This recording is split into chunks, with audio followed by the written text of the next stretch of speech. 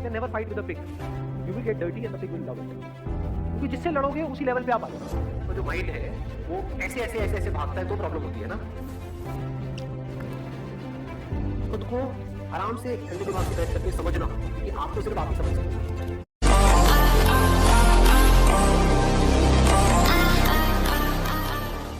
ये कहानी है दो दोस्तों की जो कि एक छोटे से गांव में रहते थे। एक बार वो दोनों किसी काम से शहर गए और वापस अपने गांव लौट रहे थे। उनके गांव तक पहुंचने के लिए उनको एक घने जंगल से होकर के गुजरना था, और जब वो उस जंगल से गुजर रहे थे तो एक दोस्त को प्यास लगी और वो पानी ढूंढने के लिए रास्ता भटक गए। थोड़ी ही देर बाद शाम हो गई और रात होने ही वाली थी। तो उन दोनों की नजर एक गुफा पे पड़ी जो कि पेड़ों से घिरी हुई थी चारों तरफ से। तो उन्होंने सोचा कि यही जगह ठीक है रात बिताने के लिए। तो दोनों ने कुछ लकड़ियां इकट्ठी करी, उस गुफा के अंदर गए और आग जला करके वहां पे बैठ गए। रात का वक्त था, गुफा के अंदर आग जल रही थी, बाहर बिल्कुल अंधेरा था और कुछ जानवरों की आवाजें आ रही थी। तो उन दोनों में से जो एक दोस्त था वो अंदर ही अंदर डरने लगा, क्योंकि उसने भूत प्रेतों की बहुत कहानियां सुनी थी कि रात के वक्त जंगल में कुछ भयानक आत्माएं भटकती हैं और अगर उनको कोई ऐसा भटका हुआ आदमी मिल जाए तो उसको नहीं छोड़ती। तो जब उसने भूत प्रेतों की बात अपने दोस्त से करी तो उसके दोस्त ने हंसते हुए उससे पूछा, क्या कभी तूने किसी भूत को देखा है? तो उसने कहा, नहीं मैंने तो नहीं देखा, लेकिन मेरे कुछ जान पहचान के लोग हैं जिन्होंने देखा है। तो उसके दोस्त ने उसको समझाने की बहुत कोशिश करी कि यार ऐसी सुनी सुनाई बातों पर विश्वास नहीं करते हैं, अब तू सो जा और मुझे भी सोने दे, मुझे नींद आ रही है। और इतना कह करके उसका दोस्त वहीं पर लेट गया और थोड़ी देर में सो गया। लेकिन वो जो अंदर से डरा हुआ था वो लेट तो गया, लेकिन उसको नींद नहीं आ रही थी। उसको लग रहा था कि शायद यहां पर कहीं कोई है जो छुप करके कहीं से उसको देख रहा है।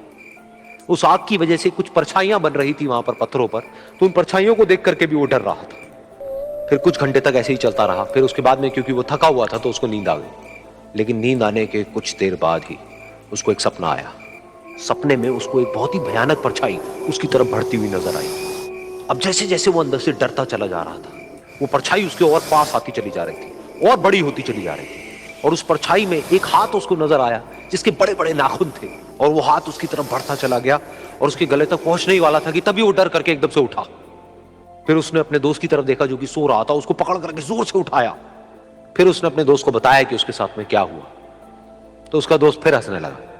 फिर उसके दोस्त ने उसको कहा, अब अगर दोबारा से तुझे वो परछाई दिखे तो तू वही कहियो जो मैं तुझे कह रहा हूं कहने के लिए, फिर देखते हैं वो परछाई तेरा क्या करती है।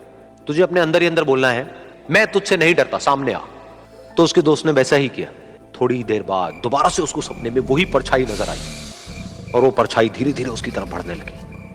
लेकिन इस बार वो उस परछाई से डरा नहीं, बल्कि अपनी पूरी हिम्मत जुटा करके उसने वही कहा, मैं तुझसे नहीं डरता, सामने आ।